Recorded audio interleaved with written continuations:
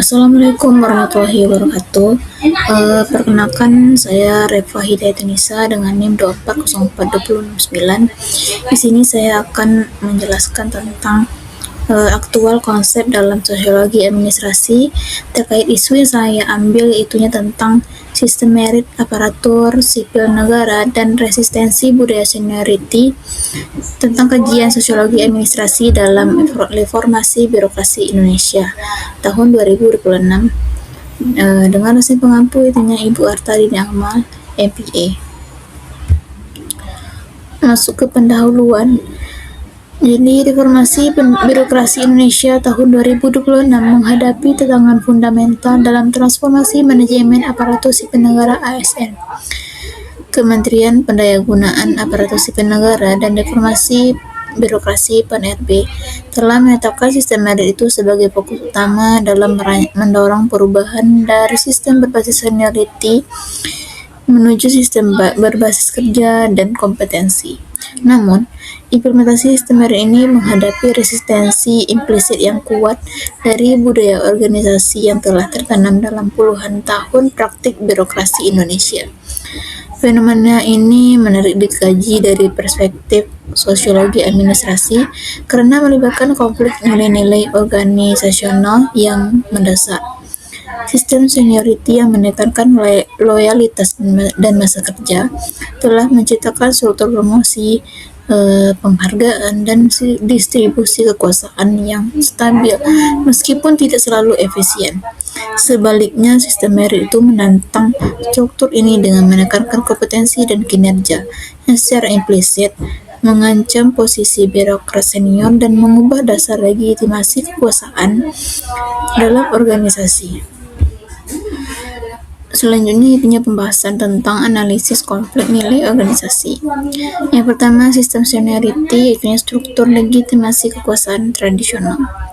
Jadi, budaya seniority dalam birokrasi Indonesia bukan hanya sistem administratif, tetapi juga sistem sosial yang kompleks dengan struktur makna, norma, dan distribusi kekuasaan yang mendalam. Jadi, sistem ini menciptakan keuntungan bagi birokrat senior berupa status yang dijamin, jaringan informal yang kuat, serta akses ke informasi dan sumber daya pengaruh dalam pengambilan keputusan. Jadi, dengan kata lain, seniority itu menjadi basis dari apa yang oleh sosiolog Max Weber sebut sebagai legitimate authority atau otoritas yang dianggap sah oleh komunitas organisasi. Yang kedua itunya sistem merit atau legitimasi kekuasaan rasional legal. Jadi, sistem merit menawarkan dasar legitimasi yang berbeda. Kekuasaan dan penghargaan didasarkan pada kompetensi teknis serta hasil kerja yang terukur secara objektif. Hal ini sejalan dengan konsep Weber yang mengenai rational legal authority, di mana otoritas itu didasarkan pada aturan yang impersonal dan rasionalitas instrumental. Yang ketiga itunya konflik struktural sistem dua basis legitimasi. Jadi, ketika sistem merit itu diperkenalkan dalam konteks yang masih didominasi logika seniority, terjadi konflik struktural yang sulit terelakkan. Jadi, konflik ini tuh bukan sekadar perbedaan pendapat, tetapi juga pertentangan dasar legitimasi kekuasaan dalam organisasi. Selanjutnya itunya implikasi sosiologis sistem merit. Yang pertama itunya redefinisi status dan identitas kerja. Sosiolog Erwin Goffman menekankan bahwa individu itu mempertahankan wajah sosial mereka melalui performa yang konsisten dengan status sosial yang diakui. Yang kedua itunya perubahan dalam relasi sosial dan jaringan kekuasaan. Dalam sistem seniority, mobilitas karir seseorang itu seringkali bergantung pada patronase dan pejabat senior. Sistem merit yang menekankan kompetensi objektif mengurangi ruang untuk nepotisme dan patronase. Yang ketiga itunya transformasi norma organisasional. Norma yang mengatur perilaku dalam organisasi itu birokrasi Indonesia sangat terkait dengan seniority. Semakin senior seseorang, semakin besar kontrol atas proses keputusan. Sedangkan semakin junior seseorang, semakin besar kepatuhan terhadap senior. Selanjutnya itunya hambatan implementasi di lapangan.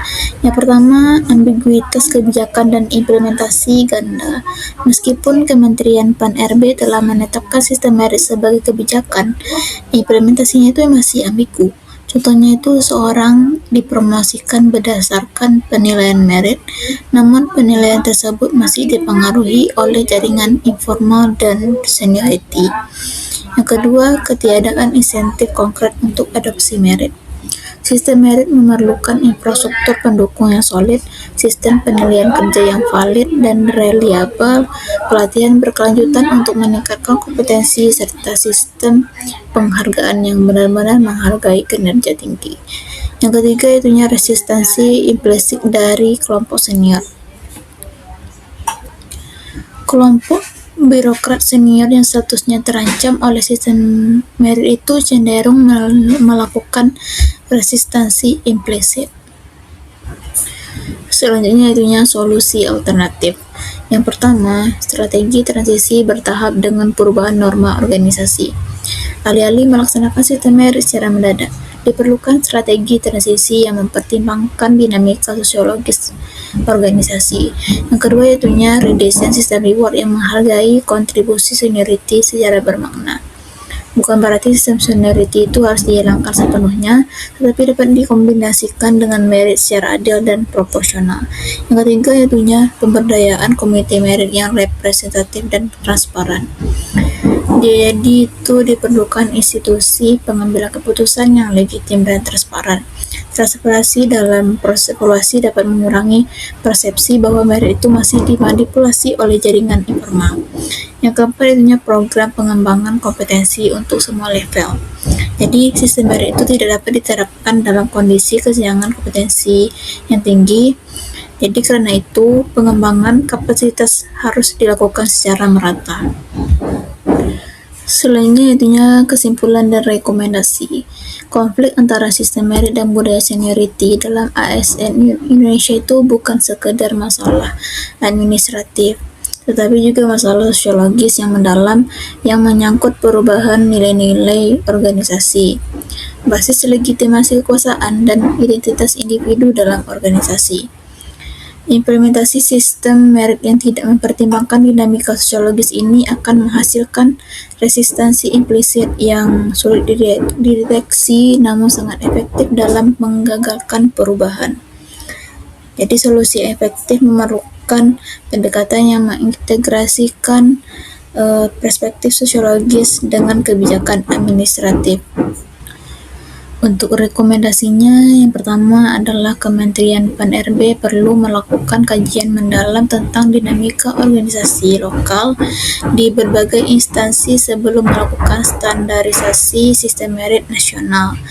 Yang kedua itunya implementasi sistem merit harus didukung oleh program perubahan budaya organisasi yang komprehensif, bukan hanya perubahan sistem administratif. Yang ketiga itunya perlu melakukan monitoring dan evaluasi kebijakan secara berkelanjutan terhadap implementasi sistem merit dengan melibatkan berbagai stakeholder.